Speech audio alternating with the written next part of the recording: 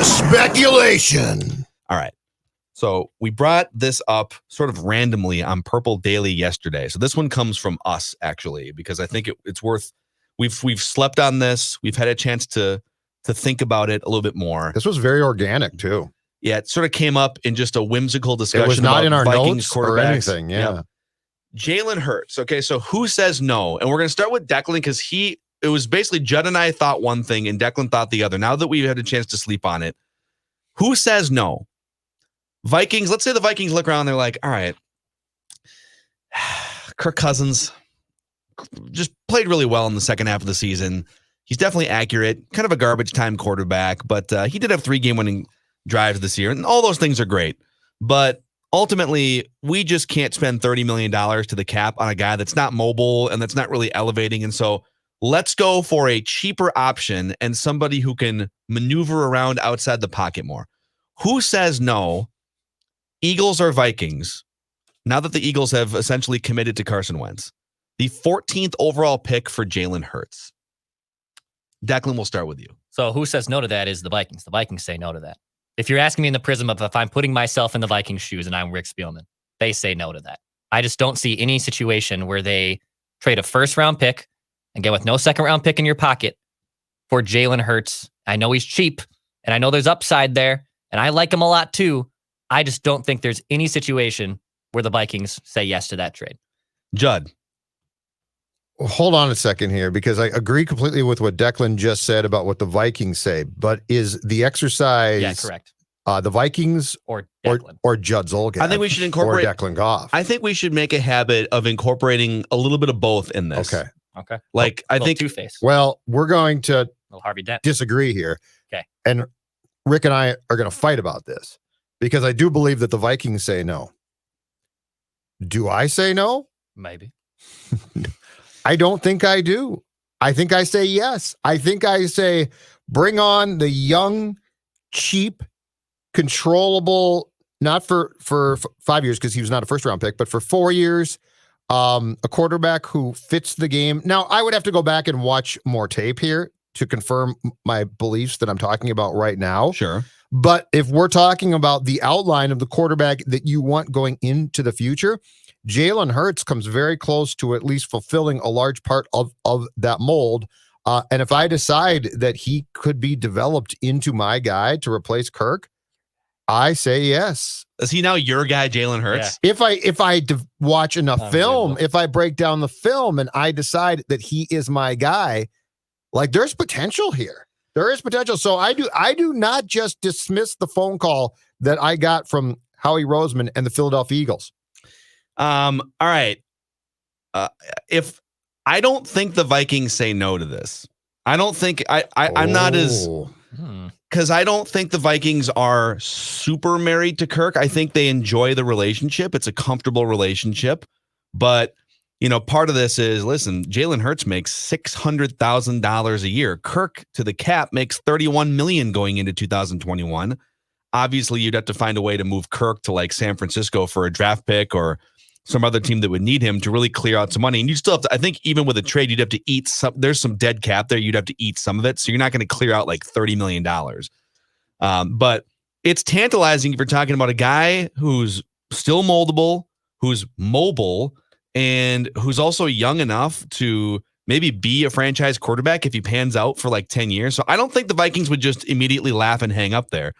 Personally, I am even more likely to say yes to this because if you can solve your quarterback for the next 5 to 6 years or even longer, and for at least the next few years, that quarterback makes almost no money, and now I can go get my left guard in free agency. I can go spend some money on a defensive lineman or an experienced cornerback. It just allows you to build your roster in much easier ways than when a non-elite quarterback like Kirk Cousins is making so much money to the cap. The hesitation I would have, and I was going back and forth with some people on Twitter about this last night who listened to Purple Daily yesterday, Apple, Spotify, scorenorth.com, and YouTube. And we appreciate them all. You want to check those Vikings conversations out. Accuracy is still currency at quarterback. Like you can't just like Tim Tebow was mobile and literally couldn't hit the broadside. And of the motion was absolutely terrible too. Yeah. So like I'm willing to sacrifice some accuracy for mobility because I think it opens up a world of improvisational plays. That I keep going back to that play that Josh Allen made in the second half, tight playoff game. He's rolling to his right, not because it's a designed bootleg, but he's rolling to his right, like in the shadow of his own end zone because he's being flushed out due to offensive line failure. Mm-hmm. Sound familiar, Vikings fans? And he's on a dead sprint to his right off one leg, and he throws a ball 45 yards in the air down the field for a completion that shifts the field entirely. Like, yes, Kirk can get outside the pocket on designed bootlegs in those situations. Yep. But it's easier to find, in my mind, a mobile quarterback with some arm skills in today's college climate and NFL than it is to find 5 great pass blocking offensive linemen. So you have to consider it. And the biggest question would be accuracy with Jalen Hurts. If you pull up Pro Football Focus, Jalen Hurts ranked 42nd among quarterbacks in accuracy percentage last year. But he was a rookie. And I guess my question is, can that be worked on to get it to a place where, let's say, it's 20th? And Kirk Cousins was 7th on this list. Josh Allen in college and in the NFL never completed 60% of his passes until this year, and he was like 70%. So he put in the work, had the right coaches around him, which is probably another question, and he took a big jump in year 3 accuracy-wise. So I wouldn't rule it out for Jalen Hurts, and it would be very intriguing. So I would do this if I were the Vikings. Any final thoughts on this? My final thought is this. If you are the Vikings, and best case, Kirk is probably going to be your starting quarterback for 1, perhaps at the rate we're going, 2 more years. You have to be prepared for what the future is going to bring, and the future is not going to bring the next Kirk. So, like, you're not going to just say, we had Kirk, and let's just go find the next Kirk. Like, we could talk about Kirk's attributes and certainly the fact that at his zenith, he can be a successful quarterback. But the reality is the game is changing and shifting, and you have to change with that, or you're going to basically, as a franchise, QB-wise, perish. Yeah. So that's why the Hurts conversation, and that's why the conversation about what is going to be what is now in progress, the next wave of quarterbacks intrigues me, because I guess my question is, do the Vikings understand the direction of QB play? An answer I don't know the answer to at this point. And second of all, can they address it successfully? And a guy like Jalen Hurts would at least be a step towards trying to address it.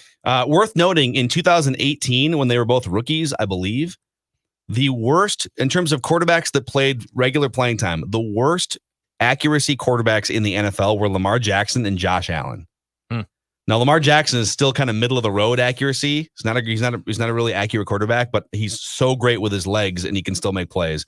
Josh Allen, year 3 now, 6th in the NFL, right behind Drew Brees and Russell Wilson and Aaron Rodgers in accuracy percentage, and just ahead of Kirk Cousins.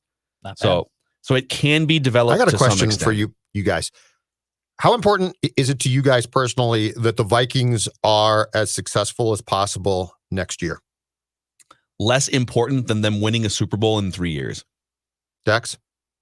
Say it again. How important is it to you that the 2021 Vikings are as successful as possible?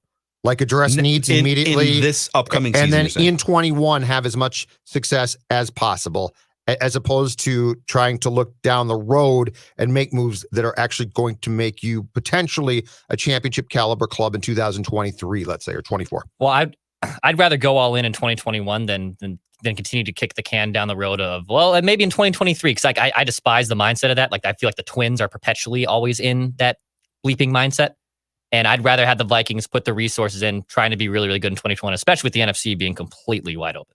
Okay. Yeah, I just think they're going to be better in 2021 for sure. I mean, especially if Danielle Hunter comes back, like, they're going to be better in 2021. I just wonder how much better, and where is the glass ceiling with your current setup? Like, at some point, you got to take the training wheels off the offense, whether it's getting a more dynamic quarterback or just calling a more dynamic play set. Like, you can't run the ball 60% of the time in the first quarter. It's just, you got to take the training wheels off at some point if you want to win a Super Bowl. And I think the problem is that the head coach of the team doesn't trust the quarterback enough to take those training wheels off, and that becomes a problem. And here's the thing too, in Zim's world, The more that you process this, in Mike's world, if you could give Mike a quarterback, like let's forget names, but let's just go with skill set, right? For a guy that loves to run and ground and pound, wouldn't a mobile athletic QB who could run make more sense? I mean, maybe like it's a pocket, like you've got a pocket passer who hands off like it is Bradshaw to Franco. See, I just want one point of clarification. When I talk about mobile quarterbacks, I don't necessarily mean like I need that guy to run for 90 yards a game. Is it nice when Lamar Jackson runs for 90 or 100? Yes. I'm more interested in that guy using his mobility to stay behind the line of scrimmage to make big plays down the field, but and keep pass plays alive. But if your line's not going to be as good as possible, which it appears is often the case with the Vikings, it is nice to have the option that if the guy has to bail out, he doesn't look lost. Like he's not chugging down the field. I kind of like watching mobile Kirk. I got 10 yards. I got 10 yards. I can't stand watching that. Kirk was a lot better in that area this year, but Yeah, but Declan's right. It looks like a freaking truck going down a hill with no brakes. It was kind of funny. Reckless speculation. All right, this one is from Joe on Twitter, okay? So this is another quarterback-related question here. It's Kirk is fine, but Deshaun Watson is unhappy and would like to be traded. And we saw the Miami report last weekend. We haven't seen anything Vikings-related, and I don't expect to. But Joe on Twitter says, if Houston says, all right, we'll talk Deshaun Watson with you guys, but the conversation has to include not only this year's first-round pick, but Justin Jefferson. Oh, I can't do that. Would you hang up? My immediate gut is, yeah. So the core of the deal would be, you get Deshaun Watson. Watson. I love this question. But you got to give up your first-round pick, and you got to give up Justin Jefferson to make it happen. As bad as I want to do the trade because I want Deshaun, I don't think I can't do it. I don't think I can do it. I'm with Declan on this one. I can't. It's like, here's an ice cream cone, but I'm going to cut off your arms and you can't grab it. Well, and then if I trade JJ, I've got Thielen and Deshaun. I'm just staring at an ice cream cone for no reason. That's so tough. Like I would rather just use the 14th pick and draft a young quarterback for the future that I can have grow with Justin Jefferson. I don't think I can do it. I love the question. If it's Daniil Hunter, let's do it. Let's do it. All in. Yes. I don't know, man. This is so hard because it's my opinion that Deshaun Watson is just stuck in one of the most incompetent franchises in the NFL right now, and that's why they went 4-12. That team completely quit. You're seeing all these former Houston players now, Andre Johnson, like these guys are coming out and just crapping on the organization. And so I know that they only went 4-12 with highly paid Deshaun Watson, but I think he's one of the 3 or 4 best quarterbacks in the league. And if you put him in just a better situation, I think you're talking about a Super Bowl contender, and the Vikings sort of fit that description. Taking out Justin Jefferson. I know. I know. Sorry. But are we? And Justin Jefferson's so great, but like if this was a different team, let's do this exercise with a different team. Pick another star young receiver. Trying to think of like DeAndre Hopkins is too old. Claypool? Chase Claypool, or like Devontae. Let's say Aaron Rodgers was washed or something, and they're looking for their next quarterback. But you got to trade Devontae Adams and a first-round pick to get the successor to Aaron Rodgers, the next 10-year guy. See, I see. On behalf of them, I'd be like, oh yeah, just get Deshaun and figure out who your next Devontae Adams is. So why can't we get there mentally with the Vikings? Because Jefferson's a kid, man, and he was incredible in his first year, and there's so much upside there. And plus, he's cheap for 5 years. Yeah, but the contract is great. But he's great. But he's not as influential on wins and losses as a quarterback, as a top 3 or top 4 quarterback. My comeback would be take Hunter. Just take Daniil, okay? You want this other Hall of Famer? Just take Daniil. We'll give you another Hall of Famer. Take Daniil. Take my first-round pick. It's a heist, but I'm not going to give up JJ. I can't do that. Reckless spec.